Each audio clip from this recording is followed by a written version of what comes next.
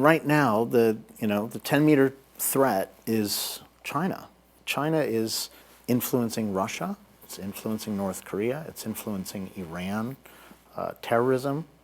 There's a very strong argument by Teng Biao and Terry Marsh, who've written that according to U.S. law, if you really apply U.S. law in a rigorous way, the CCP is a terrorist organization. We have to recognize that. We have to see the CCP for what it is, to really understand that we can't allow our corporations to just do business with the CCP willy-nilly, because that will turn them into terrorist organizations. I mean, it sounds, extreme, but the reality is that we have a organization that is truly like a mafia organization or a terrorist organization, and they're involved in the UN. They're paying off presidents around the world. They're influencing people at very, very high levels. Hunter Biden got a 3-carat diamond, from people linked to this. We have to realize there is a problem here, and we need to take action to exclude terrorists, to exclude mafia people, to exclude the CCP from our highest decision makers. And we have not done that as a nation, and definitely in other countries. They're even worse off.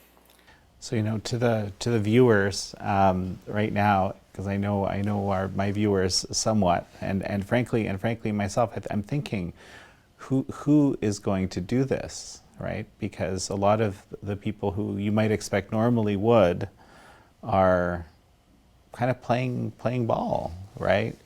Or at least to some extent, right?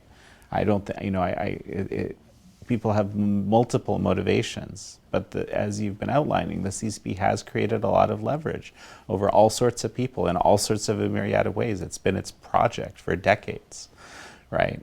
So I agree with I think you make a compelling argument, but who's actually going to do this? The citizens. I mean, citizens have to demand that corruption in Washington, D.C., in Brussels, in London, and sometimes it's legalized corruption.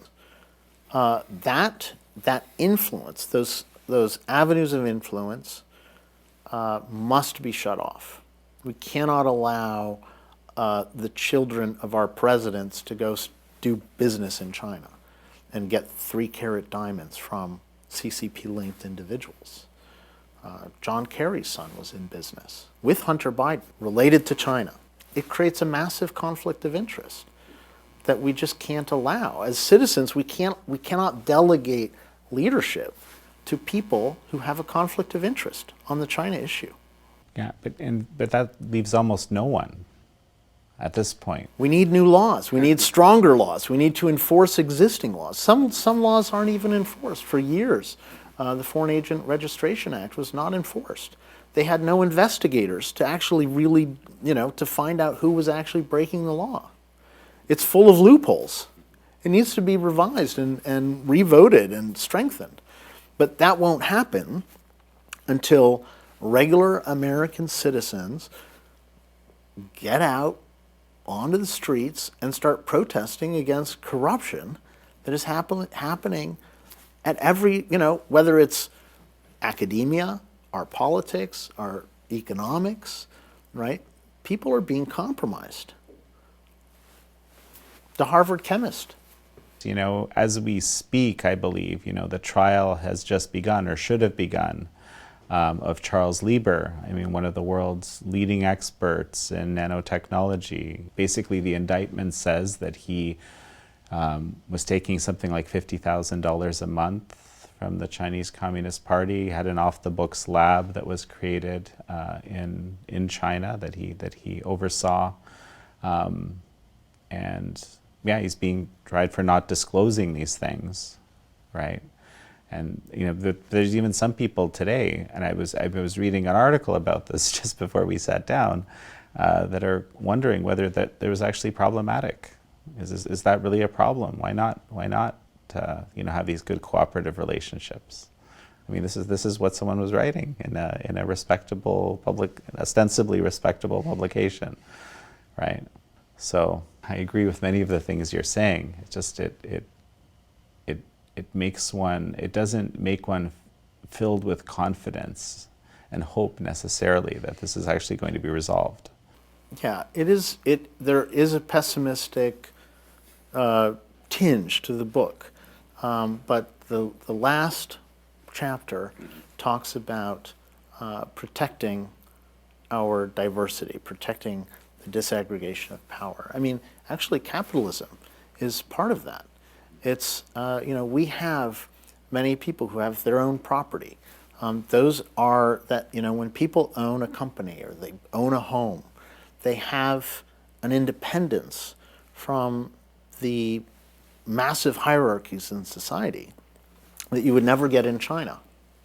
And so these small forms of independence that we have are critically important to the maintenance of freedom, to the maintenance of religious freedom, to the freedom of property, to the Second Amendment. All of these things are disaggregations of power that are being chipped away over time, and will continue to be chipped away if we don't take a more serious approach to this.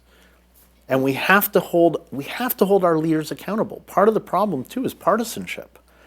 We tend to stick to one party.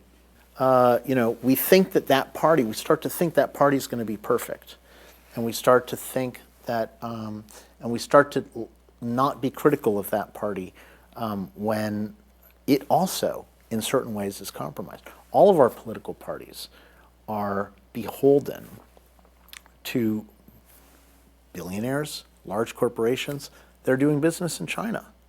And all of those corporations and billionaires are putting pressure on our elected leaders of both parties to go easy on China's human rights abuse, to go easy when China claims to own the whole South China Sea, when China says openly they're planning to invade Taiwan.